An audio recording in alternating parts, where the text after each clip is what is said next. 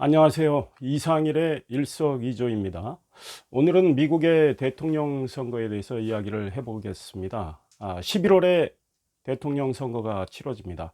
대통령 선거 결과에 따라서 미국의 외교 정책도 바뀔 수 있습니다. 한반도 정책, 대북 정책도 바뀔 수 있을 터이니 김정은이도 주시하고 있을 겁니다.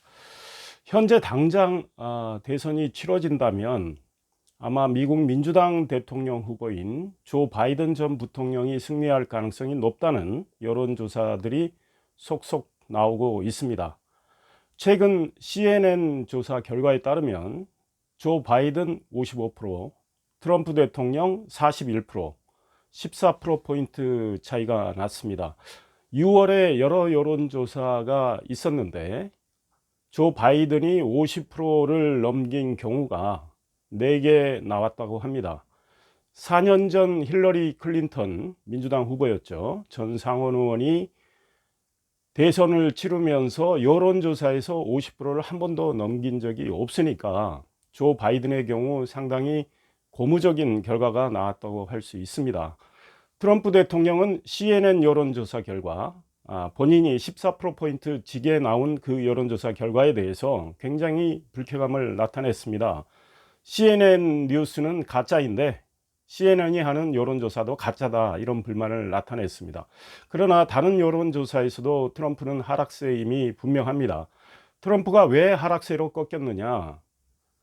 미네소타에서 흑인 조지 플로이드가 백인 경찰관 무릎에 눌려서, 목이 눌려서 사망한 사건에 대해서 트럼프에 대처하는 방식이 문제가 있다고 미국 국민들이 판단한 것 같습니다.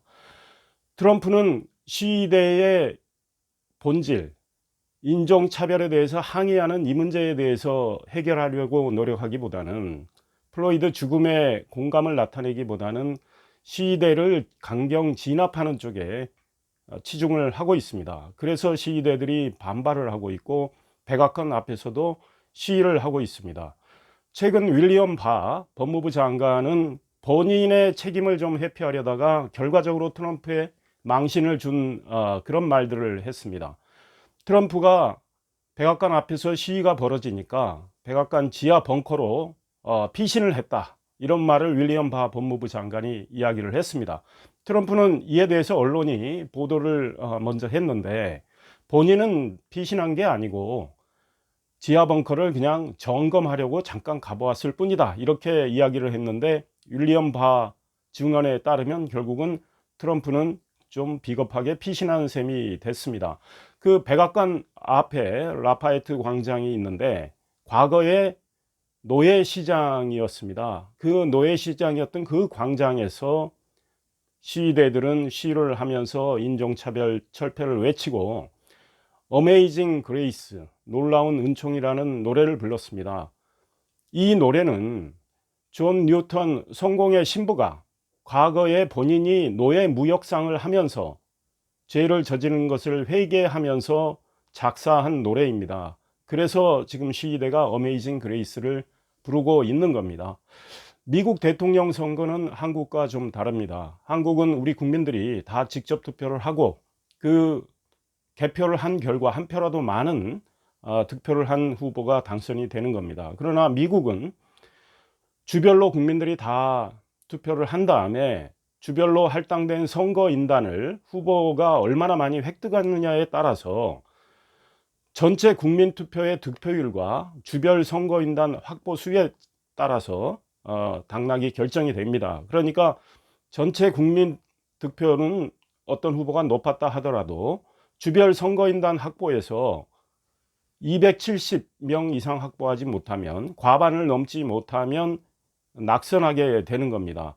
4년 전 힐러리의 경우에 전체 국민 투표에서 트럼프보다 2.1%포인트 높은 득표율을 올렸습니다. 그러나 선거인단 확보 수에서 트럼프는 303명, 힐러리는 247명, 결국은 270명을 훌쩍 넘은 트럼프가 전체 국민 득표율에서 뒤졌음에도 불구하고 선거인단을 많이 확보해서 당선이 된 겁니다.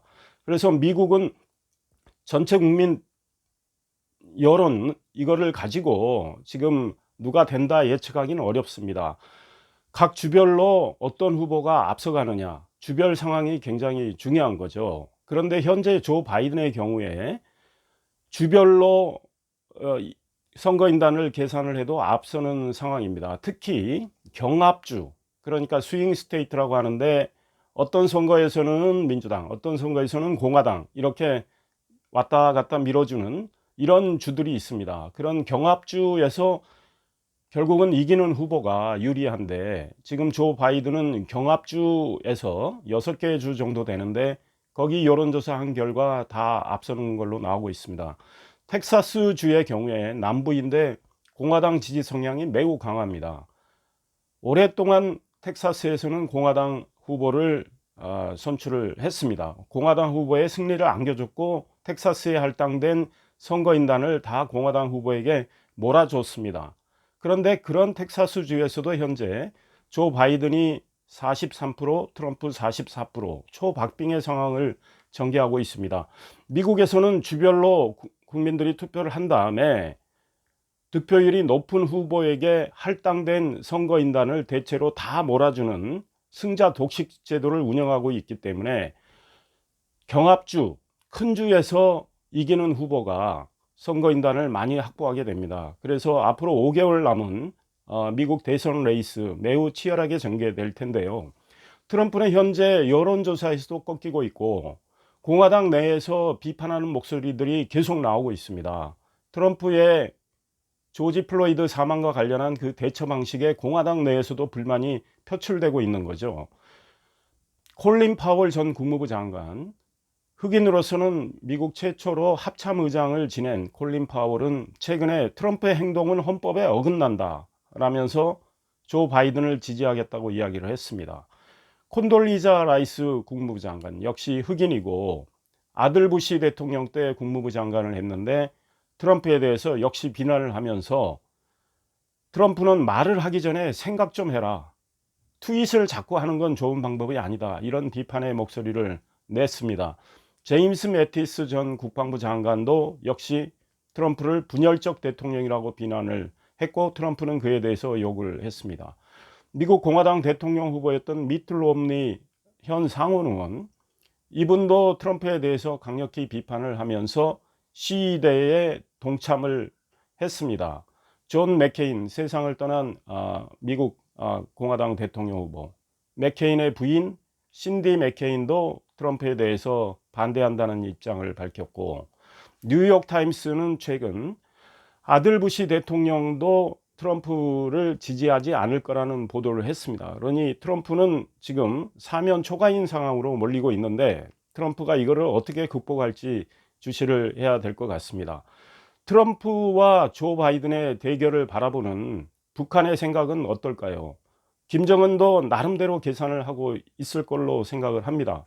트럼프는 김정은과 개인적인 관계를 좋게 가져가려고 노력했다면서 가끔 김정은에 대해서 좋은 이야기를 해왔습니다. 김정은에게 편지를 보내고 나서 러브레터라는 말도 썼습니다. 김정은은 그런 트럼프가 있는 것이 성격이 비교적 단순하고 본인이 모든 걸 결정을 해서 추진하는 그런 트럼프를 선호할 수 있습니다.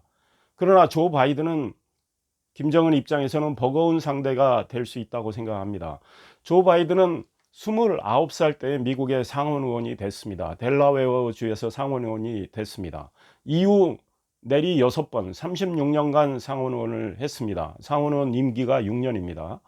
이후에 오바마 행정부에서 8년간 부통령을 지냈고 외교의 전문성을 가진 후보입니다. 조 바이든은 김정은에 대해서 북한 비핵화를 확실히 해라 라고 계속 촉구를 했고, 김정은이 비핵화를 하지 않는다면 만날 필요가 없다, 이런 말도 했습니다. 북한 인권 문제 해결하라는 이야기도 수차례 했습니다. 트럼프에 대해서는 조 바이든이 이런 말도 했습니다. 김정은과 사랑하는 사이라고 하는데 김정은이 비핵화하는데 트럼프는 아무런 역할을 하지 않지 않았느냐라고 비판을 했습니다. 이런 조 바이든에 대해서 북한에서는 인간의 초보적인 모습조차 갖추지 못한 사람이라고 비난하기도 했습니다. 북한은 조 바이든이 훨씬 껄끄럽다고 생각할지 모릅니다. 조 바이든은 토니 블랭컨 전 국무부 부장관을 외교 사령탑으로 캠프에 기용을 했습니다. 이 사람은 오바마 행정부 때 국무부에 있으면서 북한 붕괴에 대해서 시나리오를 만든 사람입니다. 북한이 붕괴할 경우에 중국과 사전에 논의를 해서 대비를 해야 된다, 이런 생각을 갖고 중국과 접촉을 했던 사람입니다. 북한 입장에서는 북한 붕괴 이야기를 하는 토니 블랭컨 결코 유쾌할 수 없을 겁니다. 북한이 최근 망동을 부리는 것은 어쩌면 조 바이든이 당선될 가능성이 크기 때문에 미리 북한 내에 긴장을 고조시켜서 주민들의 생각을 단속을 하고, 미국과 한국에 대해서는 북한이 이제 도발의 길로 나갈 수 있다, 이런 메시지를 보내면서 북한은 나중에 협상에서 협상력을 키우려고 하는 것 아닐까, 이런 생각도 해봅니다. 북한이 앞으로 미국 선거를 앞두고 도발할 가능성이 있습니다.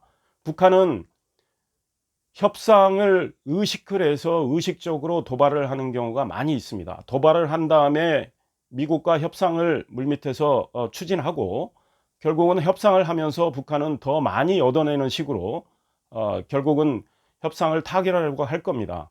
도발에 이어서 협상 추진, 그 다음 협상에서 여러 가지 북한 입장에서 이속을 챙기고 다시 물밑에서는 도발을 준비하는, 이런 패턴을 북한은 그동안 보여왔는데, 북한은 지금 아마 그런 길로 가려고 하는 것 같습니다.